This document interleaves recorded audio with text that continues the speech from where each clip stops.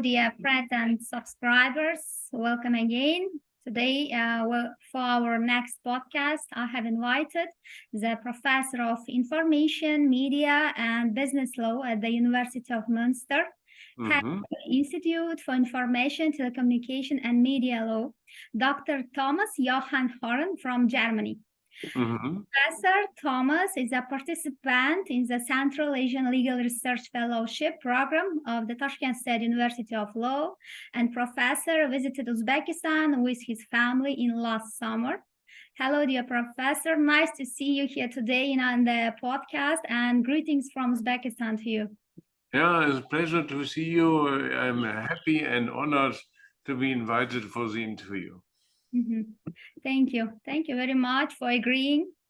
And Professor, we know that today we are going to speak about the cyber law and its jurisdiction, the jurisdiction of the cyber law. And also it's known as the Internet law or information technology law, which encompasses the legal issues which is related to the use of the Internet, computers, and technology.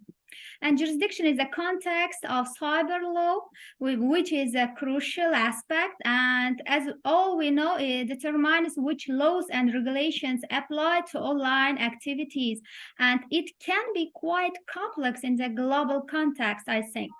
And today we can see digitalization in every sphere, such as a cyber crime jurisdiction, data privacy, e-commerce, and contract law, and e-government, digital intellectual property law, fintech, social media law, digital rights, and so on. And the need for the cybersecurity is increasing day after day. And the first question will be, dear Professor Thomas, which is about cyber law. In what matter did cyber law evolve, creeping into our lives imperceptibly? And how are matters of jurisdiction addressed within the realm of cyberspace? My feeling is that most civilized countries have made their homework in the area of Internet law. So they have drafted beautiful legislations, they have clear court decisions for their state territory, but the system will not work in an international conflict, because we still have the major problems of private international law and international jurisdiction. So, for instance, how can you enforce a US case in Russia or China? So the Russian courts will not accept a US decision on the territory of Russia. That leaves a mosaic of strange gaps and interferences, because the differences of national legislation is still astonishing. So I feel that the execution of national orders will become the real big threat for the future.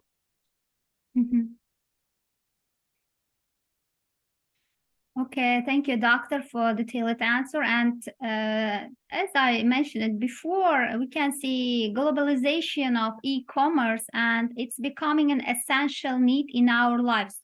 I want to ask from you, what are the fundamental principles behind the electronic commerce and electronic contracts, and what are the legal considerations involved?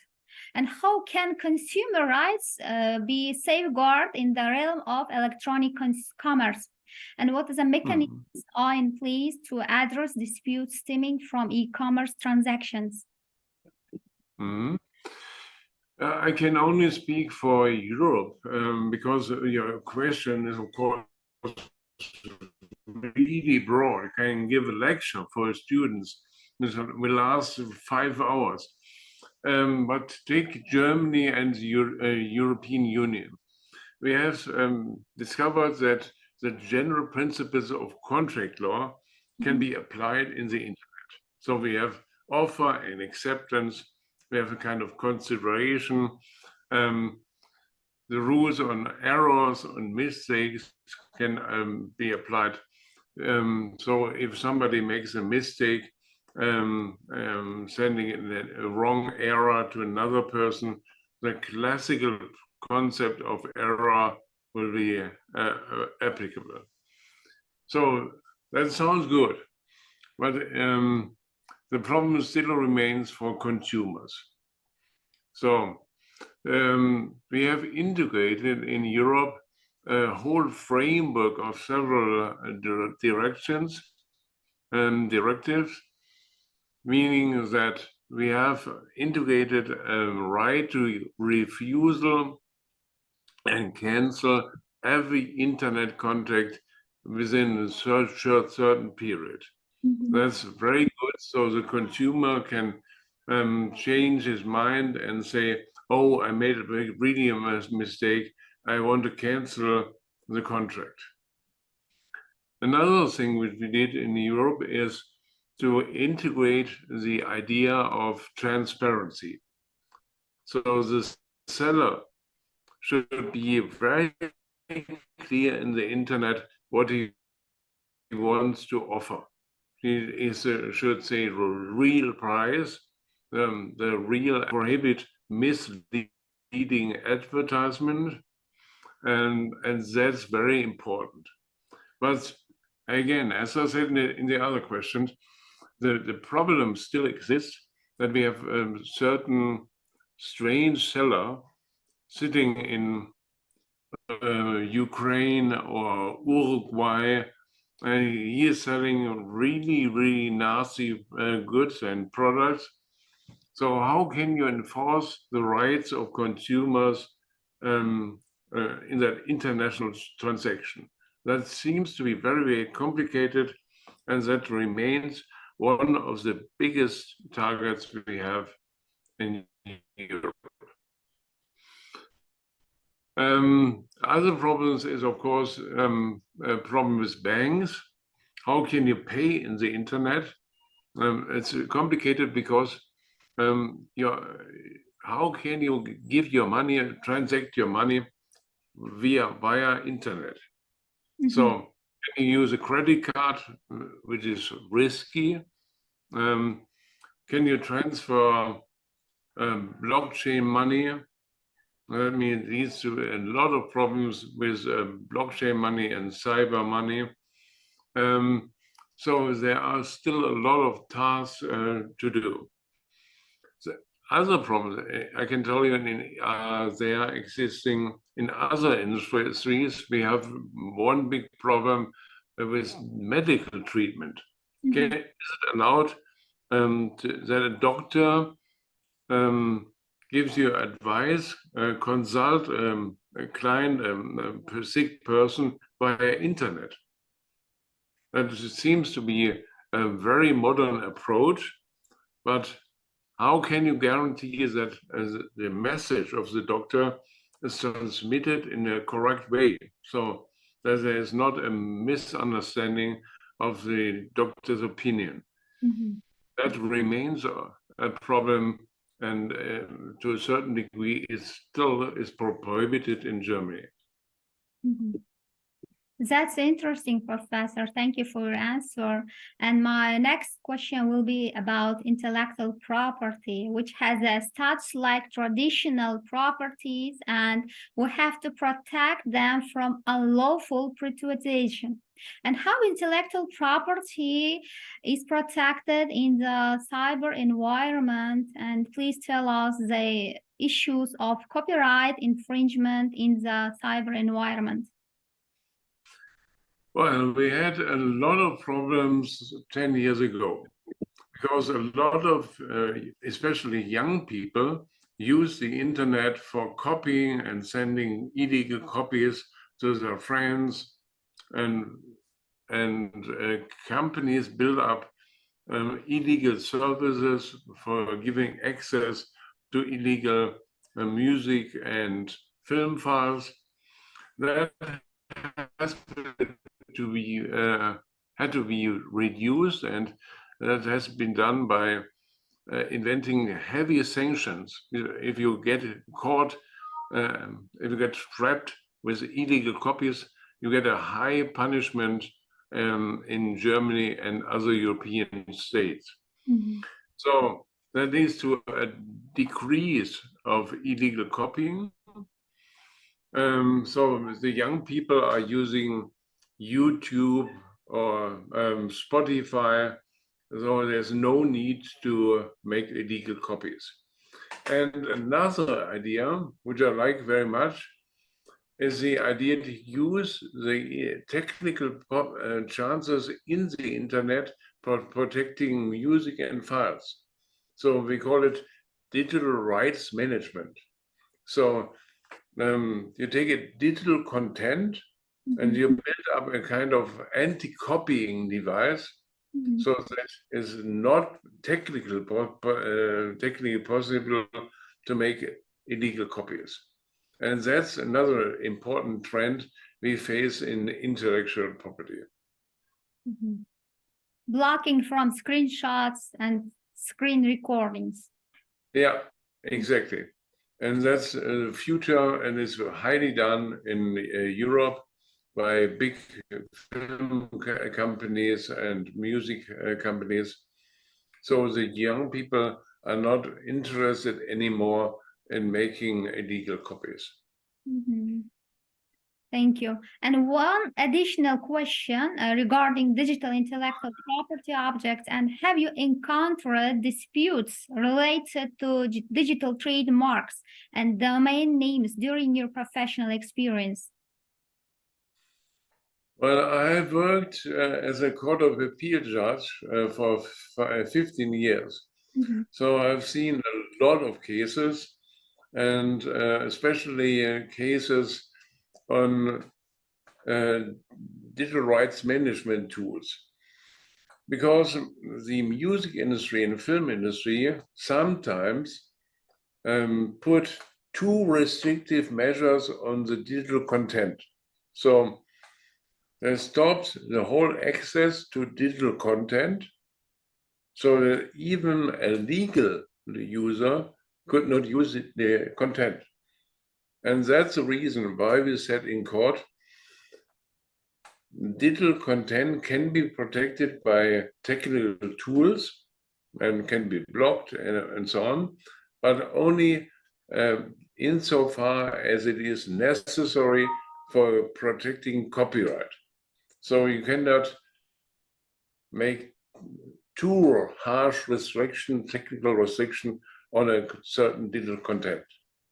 And that has been decided by my court several times. It has been later on decided by the Supreme Court, and we have even a famous decision of the European Court of Justice, the same famous Nintendo case, where the court has said exactly the same. Don't make too harsh restriction from a technical point is not allowed. Mhm. What about trademarks in the digital environment and the domain name disputes? Have you settled them? How it's going in Europe, in European countries? So tell you another story. I've not only worked as a Court of Appeal judge, but I have been an arbitrator in the WIPO and the European Arbitration Court in the area of domain name dispute. And I'm a total fan of arbitration.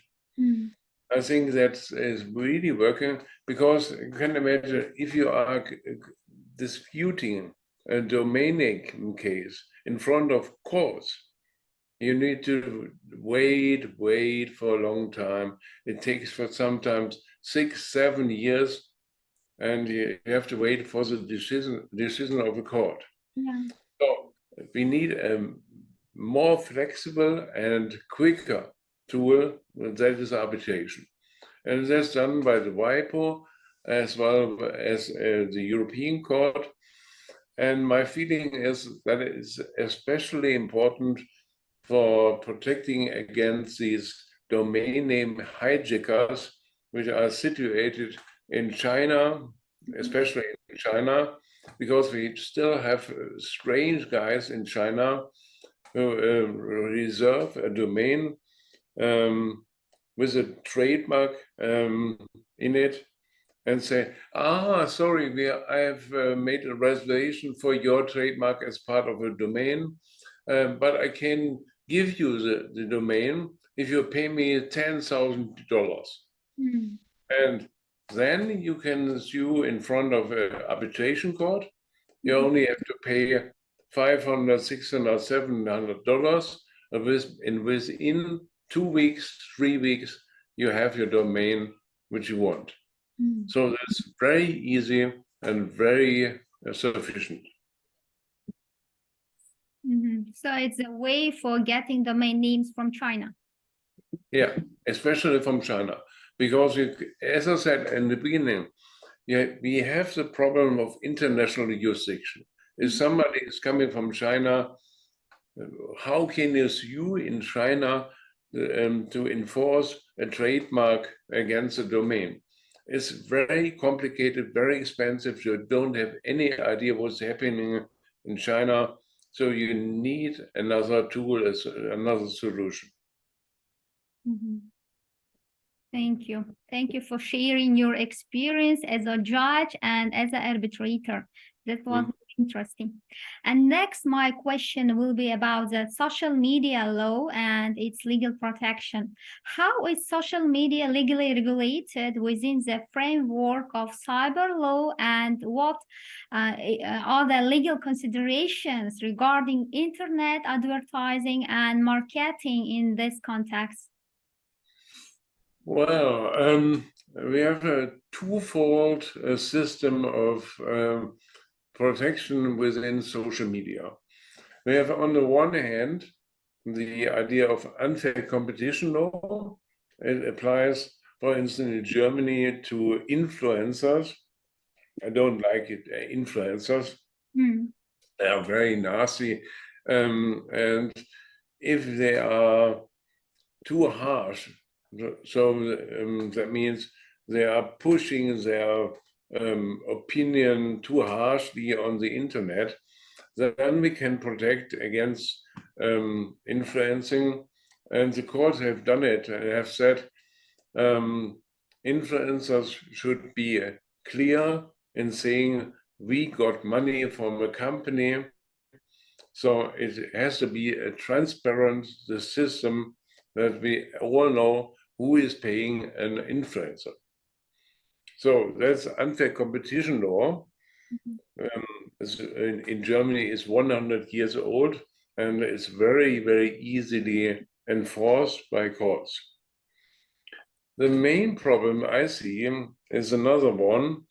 There is the power of social media platforms.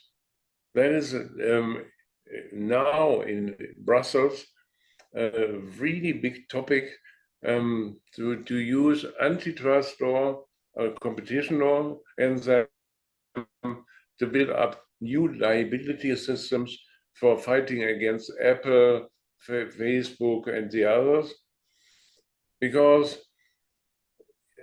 in social media, you can write everything what you want, and lawyers always are in fear, for instance, of hate speech, nasty remarks which some crazy types write in social media like Facebook and saying, my neighbor is a son of a bitch, and he is really annoying other people and frightening them. We need a kind of protection against the power of powerful platforms like Meta and the others. And that will be done by European regulations. We call them the EU Act as Digital Services Act, Digital Media Act, that are brand new, long statutory tools to fight against Meta and the others. So you have special laws and codes on media law. Yeah, we have special codes for media law, and we have even more special codes for social media. Digital. Because the fear the European Commission has is a fear that the big players in that area are Apple, Amazon, Meta, and Google, and we need to correct these big players in Europe, not only to apply unfair competition laws on a national level, but to have separate regulations for these big social media players like Meta and the others.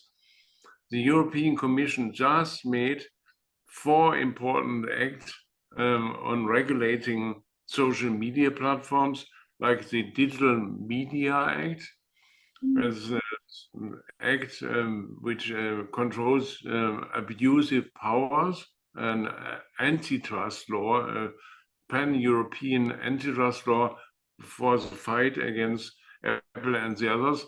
We have the Digital Services Act, which regulates the liability of Meta and the others on a European level, and even integrates a system of balancing the rights of users of this platform versus the rights of people writing on the platform. So there are very good regulations which needs to be implemented on the national level, because the courts and the national regulators need to be aware of what is happening in Brussels. So a lot of things to do in Europe. Yeah, that's so interesting. Thank you. And today, like traditional crimes, we meet cyber crimes everywhere. And are cyber crimes on the internet similar to traditional crimes? And in what ways do they differ from traditional and digital crimes? And what characterizes traditional cybercrime? And what are the latest developments in the field of cybercrime? How do cyber attacks manifest in the digital landscape? And is there a process for reporting incidents of cyber fraud and identify the theft? Well, that is a twofold question. We have made in Europe a system which leads to a new cybercrime system. So we have made new regulations for the protection against cybercrime in criminal law. So we changed the criminal laws throughout Europe for a better fight against cybercrime. That has been made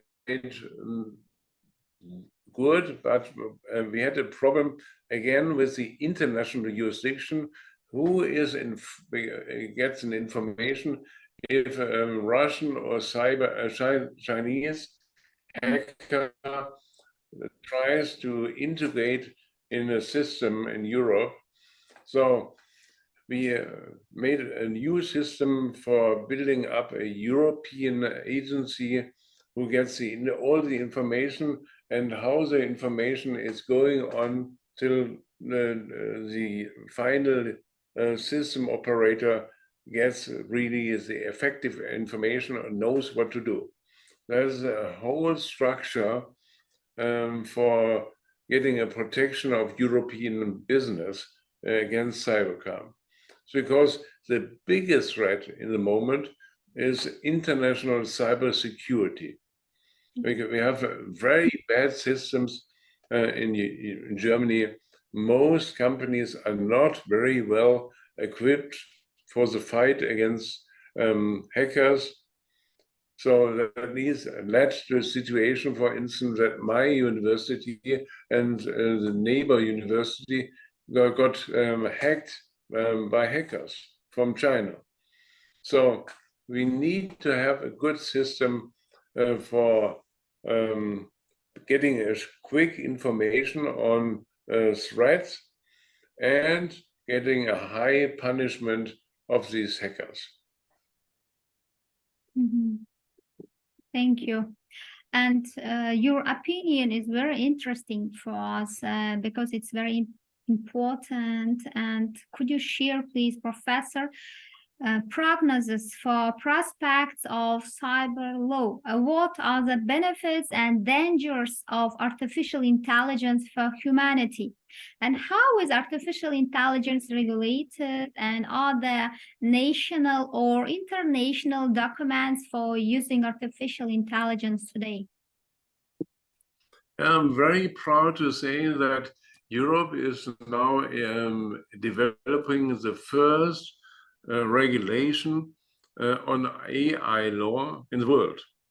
So that's the first time Europe is quicker than the United States. The European Commission has said we need to have a new regulation on that matter, and that led to new system of classification of each AI system. So each AI system has to be classified if it is high-risk system, if it's a middle-risk system, or is a no-risk system.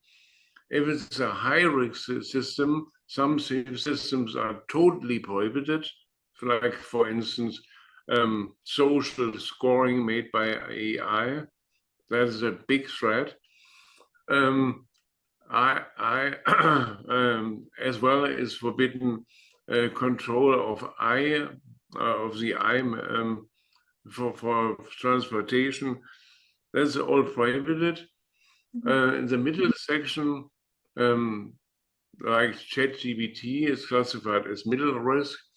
You have to make a very transparent system, and have to explain everything which is integrated in the AI system, so that a normal person can understand what is going on with, for instance, ChatGPT. So if you have no risk, you're free to do what you want. So it's as well a kind of system for funding startup companies who want to build up a new AI system. That's what I like, but it's still in discussion at the European Parliament level.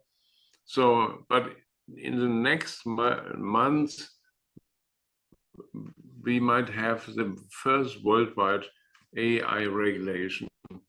And I would be proud to tell you more. After enactment of this law, I think. Yeah. We will discuss that. Next year in September, I will be with you, and I hope to tell you more what was the final result. How it's working in Germany, artificial intelligence regulation, what is regulating, and how it's serving people to protect their digital rights and humanity. Okay, Professor Thomas, we thank you enough for your engaging and informative presence on this podcast today. And your deep knowledge and eloquent explanations have truly illuminated the interact world of cyber law and jurisdiction for our listeners, I think. And your dedication to educating and empowering the next generation of legal professionals is commendable, and we are fortunate to have had the opportunity to learn from you today. Your passion for this field is evident and inspiring. And as we conclude today's podcast, we eagerly anticipate your return for future episodes. As you give a promise, next year in September, we will discuss with you the artificial intelligence law. And your contributions are invaluable, and we look forward to more thought-provoking discussions and insights. Thank you, Professor Thomas, for your time, expertise, and the warmth you have brought to this conversation. And we appreciate your dedication to the legal community and the broader knowledge sharing space. Thank you. Thank you. Thank you very much. And dear subscribers, see you in the next episodes of our podcast. Bye. Thank you. Thank you.